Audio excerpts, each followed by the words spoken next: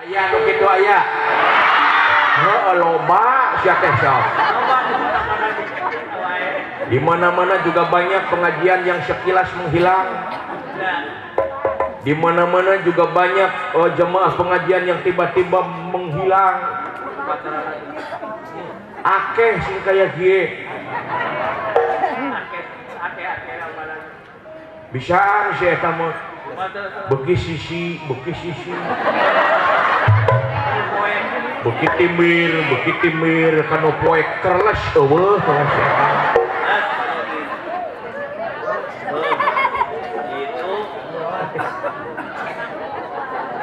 Atuh baturna teh mun geus ngocoblak ngomong sorangan. Barang diliuk teh eueuh baturna teh. Nu matak lamun arek nyirikeun nini gampang. Da biasana nini gitu. Lamun rek nyirikeun nini gampang sabab naon? Sabab nini mah di mana mangkat ka pangajian nu pangheulana di teangan teh tihang atawa tembok.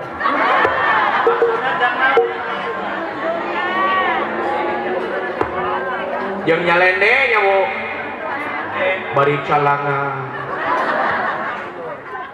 Bari hoai geus gelegep deui heuy. Bari ngelai. Sugan teh kukupu muntir ari pek teh kada jeung orai. Sugan teh tungkul teh mikir ari pek teh adai jeung lai. Nu mantak aya nini ngobrol ka dewek. Cenah alhamdulillah, cenah padala. Sok sanaos ngalangkungan wayang cenah dakwah mending nyerep. Ai sugan aing nyerep ilmu. Ai sing horeng teh kana samleh dahdir.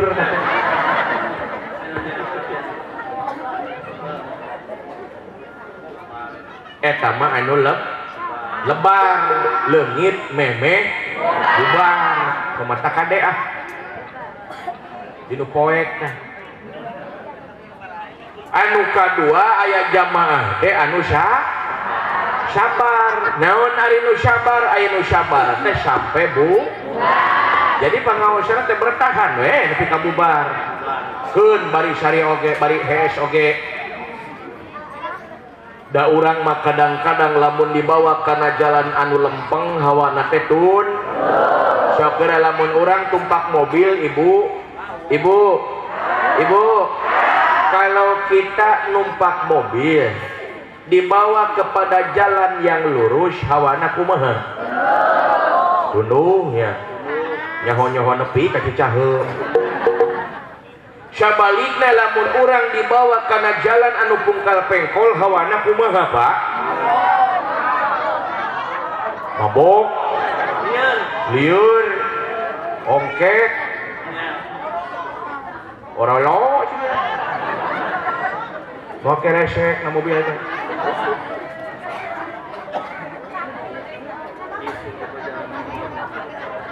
Tak kitu oge lamun urang hirup di alam dunya loba ka lieur, ibu hirup teh lieur we jeung lieur. Padahal mah ibadah tara telat. Pangaosan osok mangkat, tapi hirup dengan lieur we jeung lieur puyeng. Ulah waka nuduh kanu jauh, ulah waka nyalahkeun kanu lian.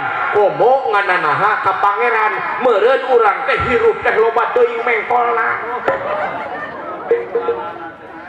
Loba suudon, loba goreng sangka. Tapi sabalikna lamun urang dibawa kana jalan anu lempeng hawana teh tun. Dibawa pengajian kulahe. Dibawa yasinan kulapes, dibawa jumaahan kulahek deui wae. Nyaho-nyaho geus komat.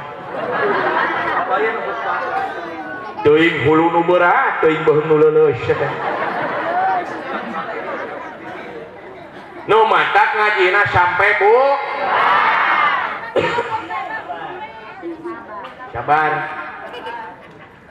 Sabab naon? Sabab urang dina agama teh kudu kapah, teu meunang setengah-setengah dina agama teh.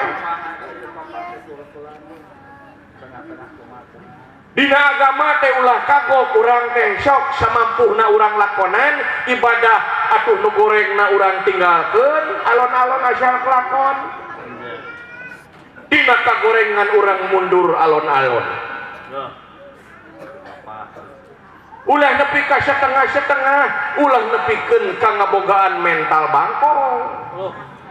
Uninga ibu bangkong, bapak sadayana uninga bangkong, kodok, lancet. Kunaon cenah urang ulah miu di bangkong? Kalau kita kaji dalam ilmunya, geuning di sekolah kita suka belajar ilmu biologi. Aya Pak Guru aya? Ibu guru ada? Gini, urang dina ilmu biologi sok dipelajari terutama SMP. Ari biologi teh tina kecap bios jeung logos, ai bios kahirupan, logos ilmu. Jadi biologi teh ilmu ngeunaan kahirupan nu matak sok disebat ilmu hayati. Oh, gitu. Eta dina ilmu biologi aya nu disebat hewan amfibi. Naon cenah Bu? Ari nu disebut hewan amfibi teh anu hirupna di dua alam, dina cai hirup di darat betah. Bangkong contohna.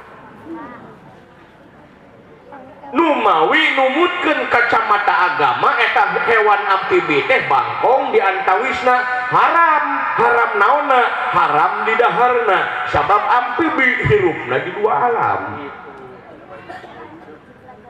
Dan umawi urang ulah rek jadi manusia anu ngabogaan mental amfibi anu hirupna di dua alam. Alam naon? Alam taat jeung alam maksiat.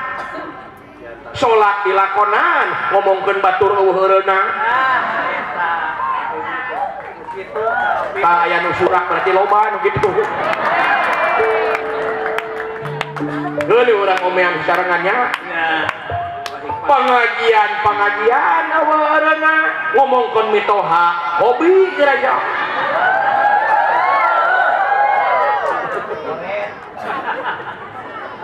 Yuh. Muludan mah muludan, rajaban mah rajaban, anger kata tangga pedit geraja. Tuh. Ampib bangkong eta teh nu kitu teh. Nu mawi haram, haram naonna? Haram ka surgana. Nu matak ti ayeuna urang belajar kapah dina agama teh sok ngomongkeun batur kurangan di ayeuna da moal sakaligus atuh. Kebiasaan goreng urang tinggalkeun, kebiasaan hade urang biasakeun, ulah nepi ka aya bahasa daripada henteu dina ibadah teh. Daripada henteu geuning sok aya. Ceuk cenah geuning pangajian teh geus mulang, pan batur macan bubar daripada henteu. Aya anu kitu aya. Aya keneh wae nya komplit berarti di dieu. Kesangka urang dieu sagala aya. Ceuk kunaon ari magrib jeung isya dikeureuyeun, ai lohor asar, naon ari subuh lohor jeung asar henteu, ngan isya we jeung magrib salat teh. Daripada henteu. Batur mah komo henteu acan magrib tara isya tara aing mah leuheung magrib jeung isya mah sok daripada henteu. Tak bisa jadi isukan manehna teh di akhiratna teh batur mah ka surgakeun ari manehna mah ngan diteundeun dina lawangna hungkul. Jadi lamun jadi manehna teh protes ka Allah, ya Allah, kunaon ari batur mah dilebetkeun ka surga, ari abi mah dina lawangna hungkul. Kumaha cek Allah daripada henteu.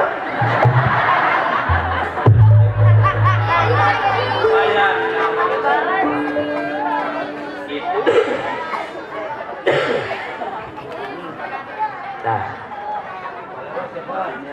ya kurang diajar kiai nanya budak syami sim kuring sanes kiai sanes ajengan seueur di dieu para kiai kasepuhan keluarga besar sareng putrana Mama Sobrowi waliullah eta teh nya sareng aya Bapak Ustad Dindin ayanya Bapak Ustad Dindin Ruhidin dah aya sareng para kiai para ustad kuring masyanes nu matak beda dakwahna kiai jeung dakwahna wayang beda saya gitu oke aya di payun mah kiai tah kecuali ari mah kai gitu. Nu matak piraku eleh ku kai atuh urang teh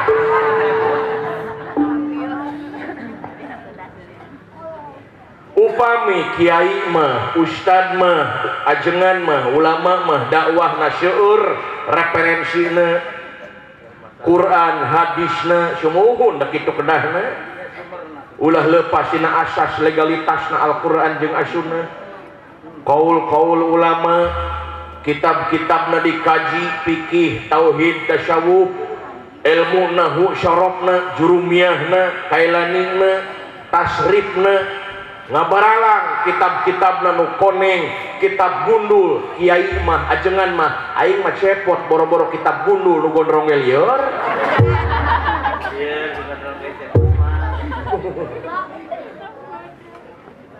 babaturan ge urang Garut urang Malangbong nulis surat aing nulis surat teh make Arab gundul da aing masalah macana gitu jadi lain Malangbong kalah jadi maling bawang